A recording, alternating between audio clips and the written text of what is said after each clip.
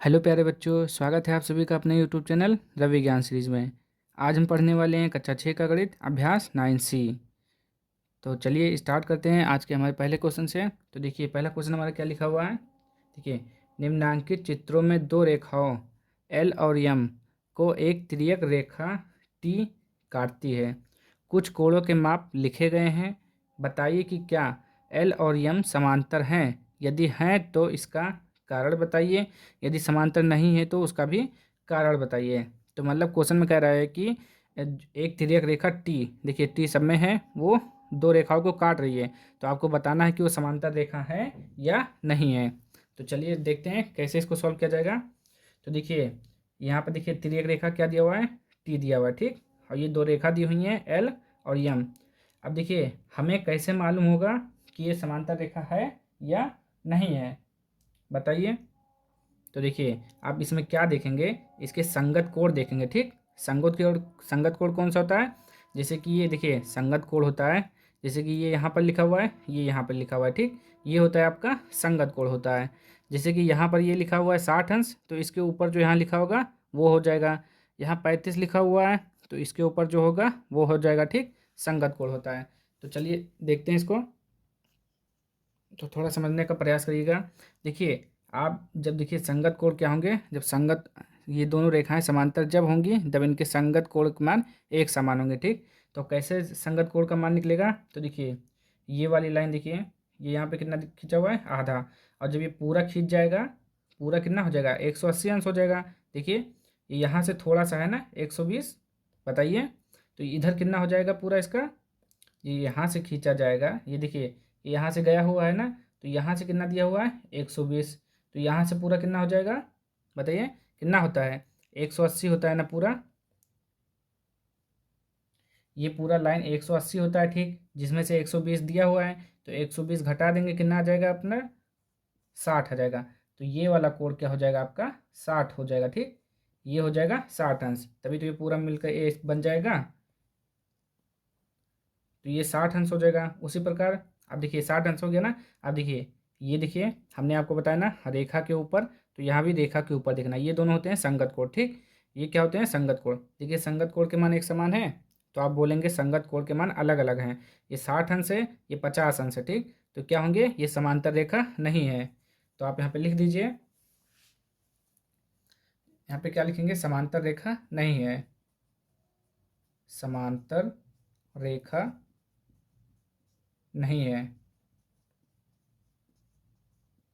ठीक। समांतर रेखा नहीं है। अगर और लिखना चाहते हैं तो लिख दीजिए, क्योंकि संगत कोणों के मान अलग अलग हैं, क्योंकि संगत कोणों के मान अलग अलग हैं, ठीक। अलग अलग हैं, ठीक। संगत कोणों के मान क्या है, अलग अलग हैं, इसलिए ये क्या है, समांतर रेखा नहीं है। ऐसे यहाँ पर भी हम देख लेंगे। तो यहाँ पे देखिए लाइन से ऊपर यहाँ देखना है, तो यहाँ भी देखना है, ठीक। जिसमें से ये पूरा कितना दिया हुआ है, ये इधर का देखिए, ये पूरा कितना होता है 180 अंश होता है ना। अब उसको मत देखिए, यहाँ देखिए ये वाली लाइन देखिए, ये वाली देखिए, जिसमें से ये दिया हुआ है 60 अंश। तो ये इधर का कितना हो जाएगा, 180 में से 60 घटा देंगे, जीरो, 8 में से 6 जाएगा 2, कितना बचेगा 120। तो ये आपका आ जाएगा 120 अंश आ जाएगा। अब देखिए संगत कोण देखिए एक समान है, यहाँ पे 120 है, यहाँ 125 नहीं है ना, तो ये क्या होगा, ये भी आपका समांतर नहीं है। तो लिखेंगे, क्या लिखेंगे आप, यही स्टेटमेंट लिख देंगे, ठीक। समांतर रेखा नहीं है क्योंकि संगत कोणों के मान अलग अलग हैं, ठीक। ये तीनों में यही लागू होगा। अब इसका भी देख लेते हैं। देखिए ये कितना दिया हुआ है, 135 दिया हुआ है, ठीक। यहाँ पे कितना दिया हुआ है, तो इसको निकाल लेते हैं हम। देखिए ये रेखा पूरा कितना होता है 180 होता है, जिसमें से एक कितना दिया हुआ है 135। तो 100 में से 180 में से 135 घटा देंगे, 10 में से 5 गया 5, 7 में से 3 गया 4, यानी कि यहाँ कितना आ गया 45 डिग्री, ठीक। अब देखिए संगत कोण, ये रेखा के ऊपर, तो यहाँ भी रेखा के ऊपर देखना, ठीक। ये होते हैं आपका संगत कोण। तो यहाँ देखिए 35 है, यहाँ पे 45, एक समान नहीं है, तो क्या करेंगे, क्या लिखेंगे कि ये भी क्या है, यही लिख लीजिए, समांतर रेखा नहीं है क्योंकि संगत कोणों के मान अलग अलग हैं, ठीक। ये तीनों में आपका लागू हो जाएगा। तो ये हो जाएगा इसका आंसर। समझ में आया ना। चलिए अगला देखते हैं इसका। चलिए क्वेश्चन नंबर 2 देखिए क्या लिखा हुआ है। चित्र में ए बी समांतर है सी डी, ठीक कह रहा है ए बी जो रेखा है सी डी के समांतर है, ठीक, और सी डी समांतर है ई एफ, जो सी डी रेखा है वो समांतर है ई एफ के। क्या ए बी समांतर है ई एफ? कारण बताइए। कह रहा है कि ए बी जो रेखा है ये वाली रेखा इसके समांतर है, तो वही हमको बताना है। तो देखिए इसने क्या कहा पहले ही, ए बी रेखा क्या है, देखिए ये कह रहा है कि ए बी समांतर है सी डी के। जब ए बी समांतर है सी डी के तब क्या हो जाएगा, समांतर मतलब होता क्या ये जानिए। तो ए बी बराबर हो जाएगा सी डी के, ठीक, समझिए थोड़ा, ए बी बराबर हो जाएगा सी डी बराबर, ठीक, ये दोनों क्या है आपस में बराबर हैं। अब देखिए कह रहा है फिर सी डी समांतर है ई एफ के, तो सी डी समांतर है ई एफ, तो अब क्या लिख सकते हैं, सी डी समांतर है ई एफ, यानी कि सी डी बराबर है ई एफ के, ठीक, दोनों एक समांतर हैं। अब देखिए फिर क्या कहा आपसे, क्या ए बी समांतर है ई एफ के? आपसे क्या पूछा है, ए बी समांतर है, यानी कि ए बी बराबर है ई एफ से। तो देखिए जब ए बी बराबर सी डी, ठीक, तो सी डी बराबर हम क्या लिख सकते हैं, ए बी, ठीक, लिख सकते हैं कि नहीं बताइए। ए बी बराबर सी डी, तो सी डी बराबर यहाँ क्या दिया हुआ है ई एफ, तो यहाँ पर हम क्या लिख सकते हैं, दोनों बराबर हैं तो यहाँ लिख सकते हैं ए बी बराबर ई एफ, यानी कि ए बी समांतर है ई एफ के, ठीक, तो ये भी आपका क्या हो जाएगा, सही हो जाएगा, ठीक। तो देखिए ए बी बराबर यानी कि ए बी समांतर है सी डी समांतर है ई एफ, तो ए बी भी समांतर होगा ई एफ के, ठीक, तो ऐसे लिख लेंगे आप ई एफ, पहले क्या लिखा हुआ है ए बी समांतर है ई एफ के।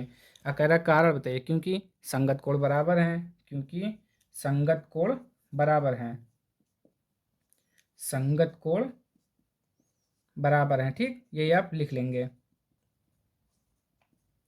संगत कोण बराबर हैं। चलिए अगला क्वेश्चन देख लेते हैं, इसको मिटा दीजिए, ये सब आपको नहीं लिखना है, ठीक, बस इतना आपको लिखना है। संगे क्वेश्चन नंबर 3 देखिए, चित्र में कोण 1 और कोण 2 समान है, मतलब ये जो कोण 1 और कोण 2 क्या है, एक समान है। कारण बताइए जिससे यह सिद्ध हो सके कि एल समांतर है यम के, यानी कि यल रेखा समांतर है यम के। तो देखिए आपका दिया क्या हुआ है, दिया हुआ है आपका जो कोण 1 है आपका समान है कोण 2 के। देखिए जब कोण ही आपका समांतर है, समान है, समान का मतलब अगर ये अगर 60 है तो ये भी 60 होगा, ठीक। तो देखिए अभी क्या हो गया, ये संगत कोण होता है ना आपका, रेखा के ऊपर यहाँ भी, रेखा के ऊपर यहाँ भी, तो ये होता है आपका संगत कोण। अब संगत कोण एक समान है तो क्या हो जाएगा, समांतर रेखा हो जाएगी, यानी कि ये एल रेखा जो हो जाएगी, एल हो जाएगी आपका समांतर किसके, यम के, क्योंकि संगत कोण एक समान है। और इसने पहले ही बता दिया है कि कोण 1 जो है कोण 2 के बराबर है, तो आप क्या लिखेंगे, एल समांतर है यम के, एल समांतर है यम के, क्योंकि यहाँ पे लिख देंगे क्योंकि संगत कोण एक समान है। ये देखिए ये लिखा नहीं, ये हमने माना है, अगर जब जब कोण एक समान है तो ये भी एक समान होगा। जब यहाँ हमने 60 लिखा तो ये भी 60 होगा, यहाँ 50 लिखेंगे तो ये भी 50 होगा, और ये होता है आपका संगत कोण। तो संगत कोण एक समान है, क्योंकि संगत कोण एक समान है, संगत कोण एक समान है, एक समान है, ठीक। तो ये हो जाएगा आपका आंसर, और जो आपका एक्सरसाइज है 9C वो समाप्त हो गया है।